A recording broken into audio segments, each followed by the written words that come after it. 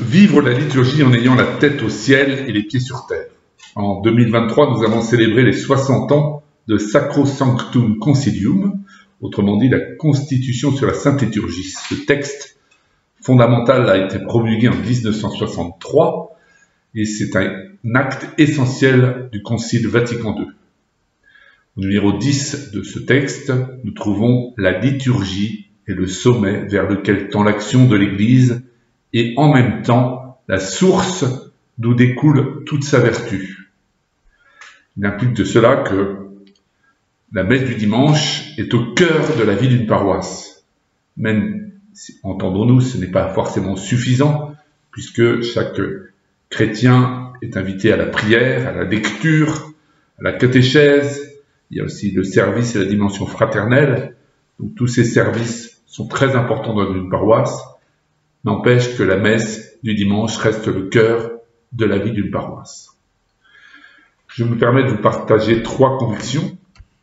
La première, c'est que la liturgie est un patrimoine. Ça peut paraître banal de dire ce genre de choses, mais la liturgie est un patrimoine à habiter, et c'est bien l'expression majeure de la tradition vivante de l'Église. Tradition, non pas au sens regard sur le passé, mais au sens du tradere, c'est-à-dire je transmets, de la transmission vivante de l'Église. Deuxième conviction, c'est que la liturgie est une école d'humilité. C'est-à-dire qu'on ne peut vivre dans ce si beau patrimoine qu'avec une grande gratitude, puisque la liturgie nous introduit dans la présence de Dieu.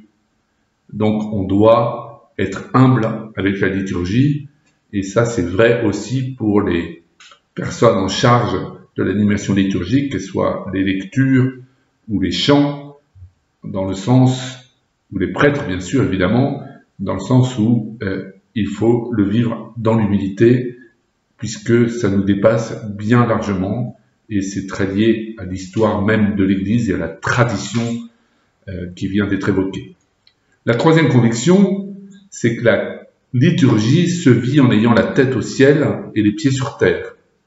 C'est-à-dire que les rites sont un subtil mélange d'élévation vers le mystère et aussi de bon sens pratique. Après ce partage de ces 3 convictions, laissez-moi vous donner quelques éléments de la liturgie selon le Concile Vatican II. Un des points très importants que je souhaite développer, c'est la participation active des fidèles. Le Concile Vatican II, dans Sacro Sanctum Concilium, au numéro 14, déclare « La Mère Église désire beaucoup que tous les fidèles soient amenés à cette participation pleine, consciente et active aux célébrations liturgiques, qui est demandée par la nature de la liturgie elle-même et qui, en vertu de son baptême, est un droit et un devoir pour le peuple chrétien, race élue, sacerdoce royal, nation sainte, peuple racheté. » Cela implique que chaque baptisé doit être pleinement uni à l'œuvre de Dieu par la prière. Autre citation, c'est que pour promouvoir la participation active, on favorisera les acclamations du peuple, les réponses, le chant de psaumes, les antiennes, les cantiques, et aussi les actions ou gestes et attitudes corporelles. On observera aussi en son temps un silence sacré. Autrefois, on disait « j'assiste à la messe ». Avec le Concile Vatican II, on est tous amenés à célébrer la messe. Nous célébrons, et au moment de l'anamnèse, nous disions nous célébrons ta résurrection. Chacun, bien sûr, dans son rôle, les rôles sont bien établis.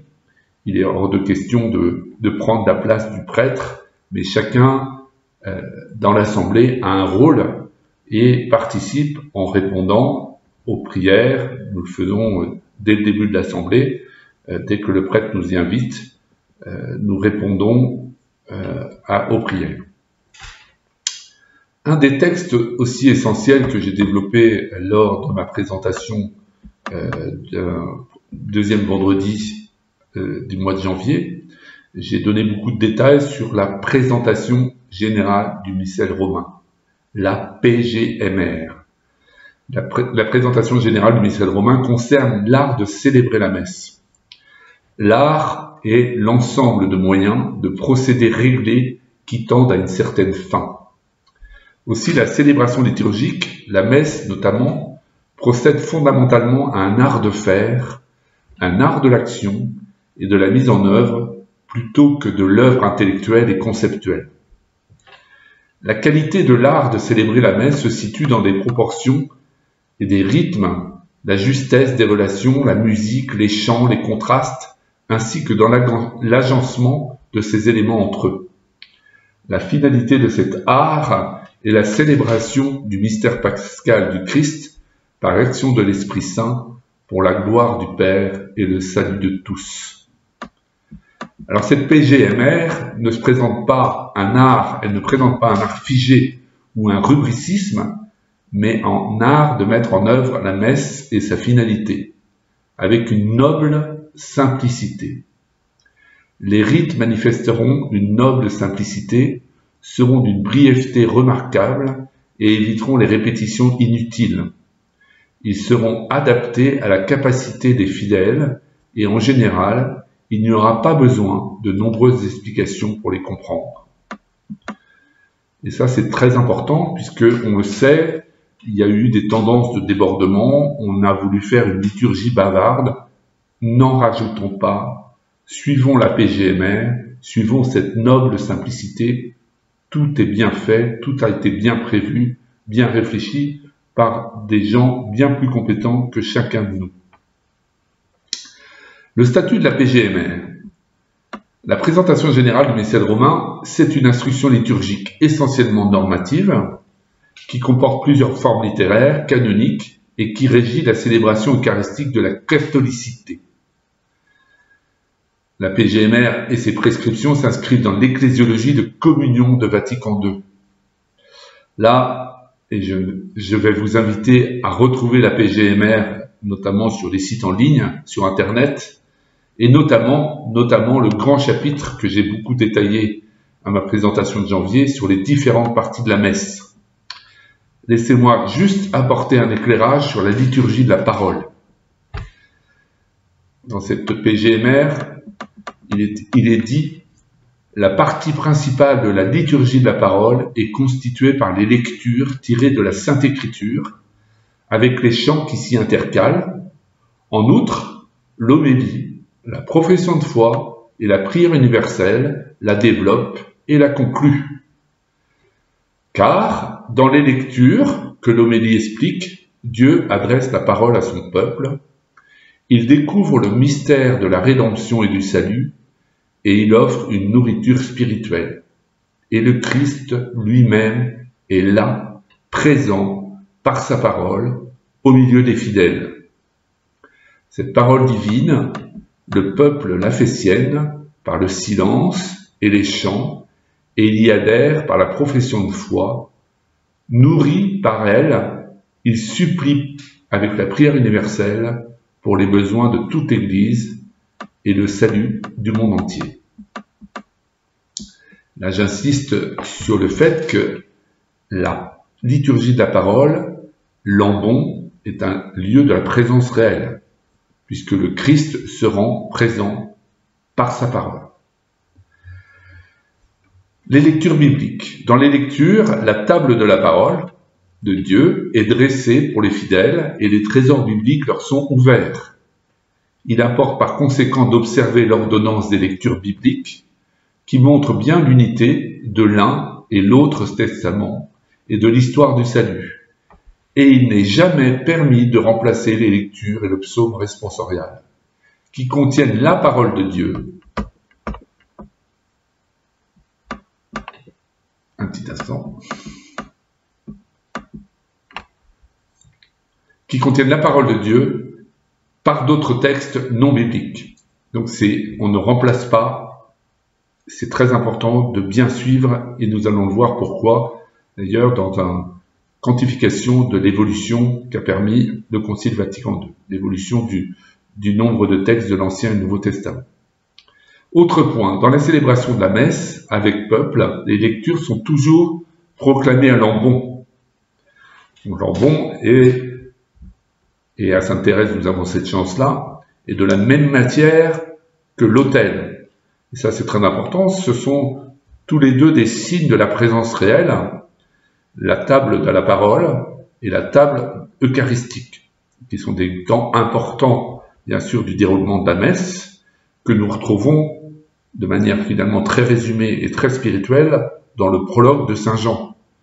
Le Verbe au commencement était le Verbe, donc la parole, et puis quand on lit le prologue, eh bien le Verbe s'est fait chair, et nous avons là une belle annonce du sacrifice eucharistique.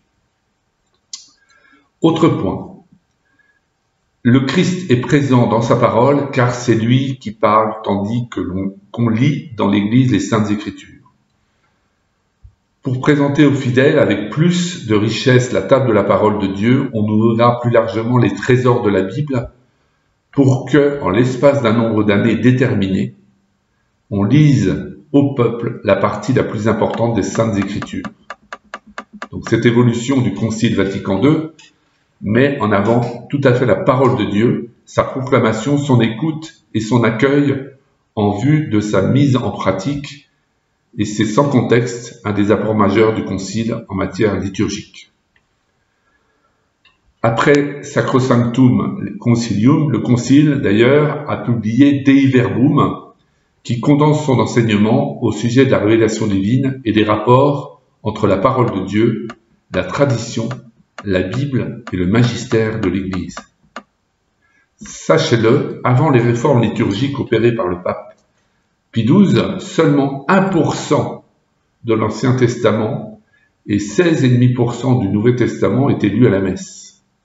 Aujourd'hui, avec la réforme liturgique, ce sont 13,5% de l'Ancien Testament et 71,5% du Nouveau Testament. Bien sûr, cette progression très forte a pu se faire avec le cycle des lectures des années A, B et C. Nous sommes actuellement dans l'année B, et la seconde lecture avant l'Évangile a été ajoutée, et le fait aussi que dans le dictionnaire dominical, la première lecture est tirée de l'Ancien Testament, sauf dans le temps pascal où ce sont les actes, et cette première lecture tirée de l'Ancien Testament donne toujours un éclairage et une profondeur à l'Évangile qui est lu le jour même. Donc ça, c'est aussi quelque chose de très important de se rendre compte que le choix de la première lecture est toujours en coïncidence, avec un rapprochement thématique avec celui de l'Évangile. Donc si 60 ans après la promulgation de Sacrosanctum Concilium, la place de la parole s'est fortifiée, il reste vraiment des progrès à faire. Alors nous avons à Sainte-Thérèse des personnes qui lisent bien, c'est très bien. D'ailleurs, je précise aux lecteurs souvent que quand ils vont à Lambon, ils doivent poser leurs deux mains sur Lambon, chacune de leurs mains, parce que on doit s'appuyer, quand on est lecteur, quand on a bien préparé ça, on doit aussi s'appuyer sur la parole de Dieu. Donc, il est très important aussi pour chaque participant, puisque le Concile veut une augmentation de la participation des fidèles, de bien lire avant la messe du dimanche les différents textes de la parole. Moi, vous savez, j'anime souvent les chants à Sainte-Thérèse. Il ne me viendrait pas à l'idée d'arriver à la messe sans ayant jeté un œil sur les lectures pour faire un choix des chants. Pour choisir les chants du psaume, pour choisir les chants d'ordinaire de messe, le chant d'entrée, le chant d'envoi, le chant de communion, un chant éventuellement pour la présentation des dons, le chant de la prière universelle. Tous ces chants, ça se prépare, les musiciens préparent, et en fait, il est très important, et je pense que cet anniversaire, 60e anniversaire de Sacrosanctum Concilium, est là aussi pour nous le rappeler, que chaque fidèle devrait avoir, au minimum, lu les textes du jour. C'est un minimum, le mieux aussi que les avoir utilisés pour la prière tout au long de la semaine, de manière à arriver dans de bonnes dispositions. c'est quelque chose que je peux vous encourager à faire, mais je ne suis pas le seul à le faire. Le pape François, dans Desiderio Desideravi, dit, et je le cite, « Quel art sommes-nous appelés à apprendre pour proclamer la parole, pour l'écouter, pour la laisser inspirer notre prière, pour la faire devenir notre vie. Tout cela est digne de la plus grande attention, non pas formelle ou simplement extérieure, mais vivante et intérieure, afin que chaque geste et chaque parole de la célébration exprimée avec art forme la personnalité chrétienne de chaque individu et de la communauté. » Donc, si 60 ans après la place de la parole s'est fortifiée, il reste encore des progrès.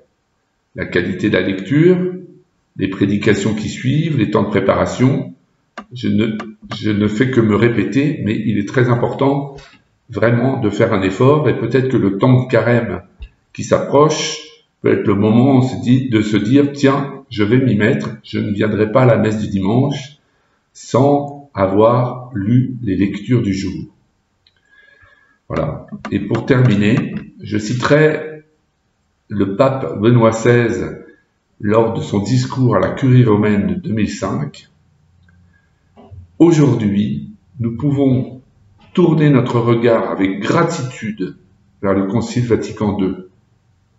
Si nous le lisons et que nous l'accueillons guidé par une juste herméneutique, il peut être et devenir toujours une plus grande force pour le renouveau toujours nécessaire de l'Église. » Fin de citation. Donc rappelez-vous, la messe du dimanche, c'est le cœur de la vie d'une paroisse. Gardez les pieds sur terre et la tête au ciel. Je vous remercie.